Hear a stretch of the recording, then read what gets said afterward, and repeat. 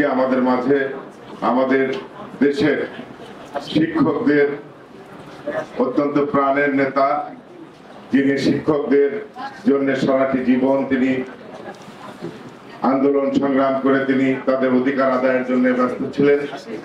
আমার সৌভাগ্য হয়েছিল তার সাথে দীর্ঘদিন শিক্ষক আন্দোলনে জড়িত থাকার। তিনি আমাদেরকে এই গত বিশেষ করে বিএনপি সরকারের আমলে যতটা অর্জন, শিক্ষকদের অবসর কল্যাণ ভাতা, এটা আন্দোলন ছাড়াই তিনি আদায় করে দিয়েছিলেন।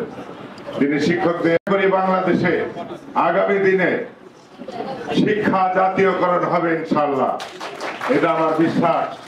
কারণ তিনি আমাদের নেত্রী বেগম খালেদা জিয়ার সাথে তিনি আলোচনা করেছিলেন। আমি তার অত্যন্ত কাছে থেকে আমি দেখেছিলাম, তিনি আলোচনা করে তিনি বুঝিয়েছিলেন, যেটা হিটু করে শোনালেন, যে শিক্ষা জাতীয়করণ করতে সরকারের কোনো অতিরিক্ত অর্থ ব্যয় হয় না।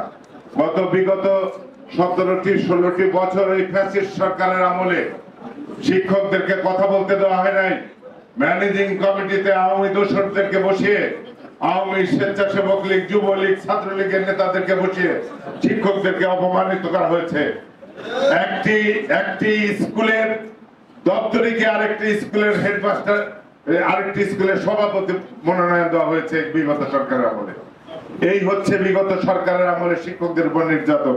আমরা শিক্ষা প্রতিষ্ঠানে যে শিক্ষকদেরকে নিয়ে বের হতে পারি নাই, শিক্ষকদেরকে আমরা আন্দোলনে অংশগ্রহণ করাতে আমাদেরকে অনেক সমস্যা পোহাতে হয়েছে ম্যানেজিং কমিটির কারণে।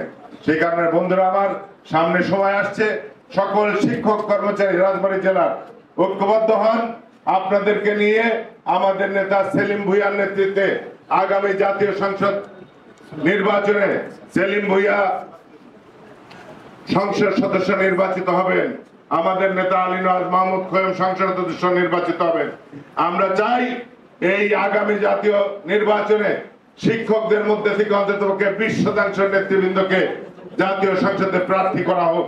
এটা আমাদের জাতীয় নির্বাচনে বিএনপি নেতৃত্বের কাছে আমাদের আহ্বান, এবং তাহলে আগামী দিনে আমরা আমাদের অধিকার ফিরে পাবো এবং জাতীয় সংসদের মাধ্যমে শিক্ষকরা জাতীয়করণ হবে। রাজবাড়ী জার্নাল, সারা বিশ্বে রাজবাড়ী।